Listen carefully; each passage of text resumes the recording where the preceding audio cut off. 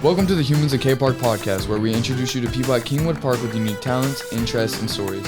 Each episode will feature a new guest, and all episodes can be found on KP Times or on YouTube at KPARK Media Podcast.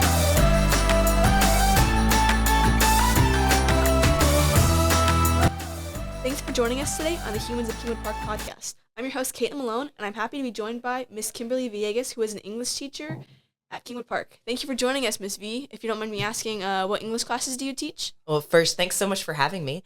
I teach dual credit English 4 and sophomore advanced English 2. That's great. So let's get started. I'm here today because I wanted to ask you about your experience breaking your collarbone. First off, when did you break it? On my 40th birthday, which was last February 11th, the second day of the February break. Oh, that's 1 year anniversary, kind of. If you don't mind me asking, how did it happen? So this is going to sound idiotic. I have 2 hunting dogs, and I can't run. I don't run quickly, and so they need to run fast, and so I hook them up to my bicycle and have them pull me up and down the street so that they can run anywhere up to 13 miles an hour. They're pretty quick. Well, I decided this time to do that on the Greenbelt. And I had my 6-year-old daughter, at the time 5-year-old daughter, attached to the back in a trailer. And then the younger of the dogs ran around a tree, I guess to chase a squirrel or something. And again, idiotically, they were attached to my waist. So it physically flung me off the bike and I broke my fall with my collarbone on a tree root on the Greenbelt on a Tuesday at 8 a.m. Oh my gosh. That is the craziest story I think I've ever heard. What was it like with your broken collarbone? So in that moment, it was really scary because I couldn't walk. I needed to get home and I couldn't reach my cell phone because my cell phone was zipped up in my bicycle. And then my daughter was strapped in so she couldn't get out to help me either. And so I did have to physically get up and it was my right collarbone, I'm right-handed. So then we had to drag, I had to get the dogs to help me pull the whole mechanism back. And of course the Greenbelt was empty. So that was rough. It was pretty crazy. And then I did not realize how much your collarbone does and how important it is. So definitely I walked in the house and I'm sure I looked like just death. My face was white and my husband wasn't home. It was just my 6th grader and 7th grader. And so I yelled for them and luckily they kept it together and went down the street and got the neighbors and they drove me to the ER and one of them stayed with the girls. So it was crazy. And then it continued to be really difficult. You can't taking on and off a shirt, taking a shower, trying to scrub under your armpits. There's some pretty basic things. And then of course you can't move. So you're having to hold your arm in place. Then the advice you get at the doctor's office is essentially, we're just going to wait and see if it heals properly. And if it does, then you'll just keep it still. And if it doesn't, we'll do surgery. So a week later, it was not healing properly. It was actually getting worse. So then they went in and sliced me open and put in 2 plates to hold it in place. Were you in a cast prior to that or just a sling? No, a sling. A sling? A sling. You just hold it there.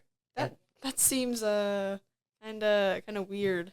Yeah. It was a little stressful. And then I was on a lot of medication too, which I was just useless pretty much to the family. So how did your kids react? Because you said you had your daughter on your bike. How did your daughter react? Okay, so the youngest was fine. Mm-hmm. She cared not at all because, the way that 5 and 6-year-olds are. She just pretty much said, "Mommy, you okay? Mommy, why you no get up? Mommy," that. Mm-hmm. My older girls were really, the oldest kept it together to get the problem solved. But then afterwards, because I just laid in bed for the rest of that week. And normally I'm the person who, I take care of the kids and I cook and what do you need? And yes, I can open your water bottle for you, all that stuff. And they were even today, in fact, today I left the house and my middle daughter told me, like she does every time, "Okay, Mom, be careful." So ever since then, she's started telling me to be careful. And yeah. That's it was a mortality moment, right? Like I think my kids realized, oh, mom's human too, and mom she's not immortal, you know. Yes. This was during February break, so when you got back to school, how was that? That's another funny story. I came back to work, and then pretty quickly after that's when I had the surgery.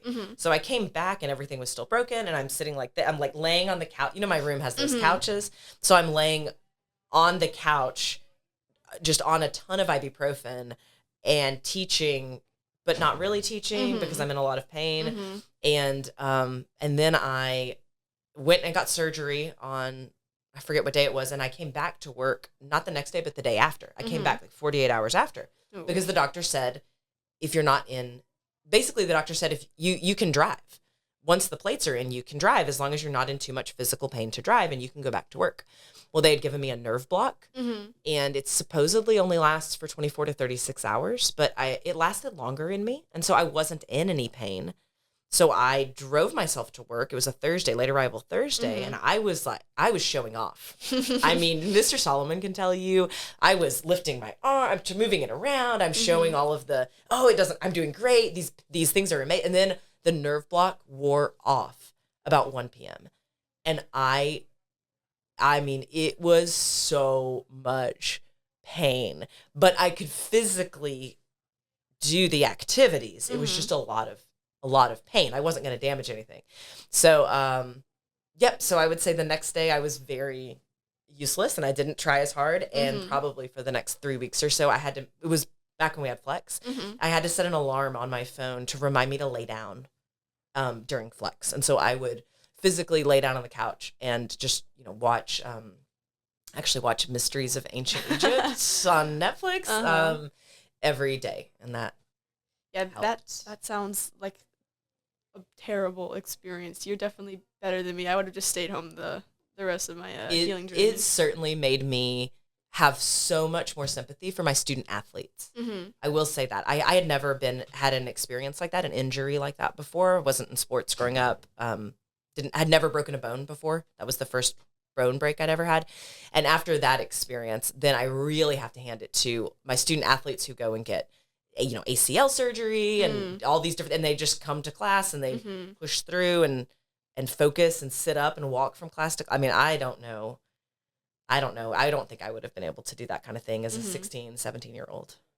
Speaking of your students, did they give you any special treatment, lay off on the troublemaking while you were injured? Let me tell you, I bonded with, I found out I had a lot of other students who had clavicle and collarbone injuries, mostly football players. And so we definitely had some unexpected bonding with some of the football players, which was interesting. And yeah, my student athletes in particular were very, most of them had been there, or they had friends who had been there. And so they were very understanding and offered, the people who had broken collarbones offered actually really good advice about the healing process and how important PT is.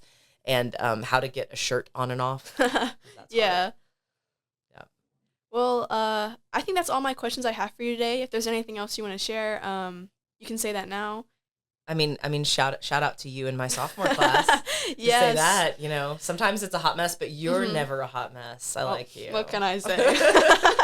Well, thank you much for coming on today. It was a very interesting story. I really appreciate you taking time out of your day to come talk. I think that's it. No, thanks for having me. I've really enjoyed this. Yeah. Thank you. Bye, everyone.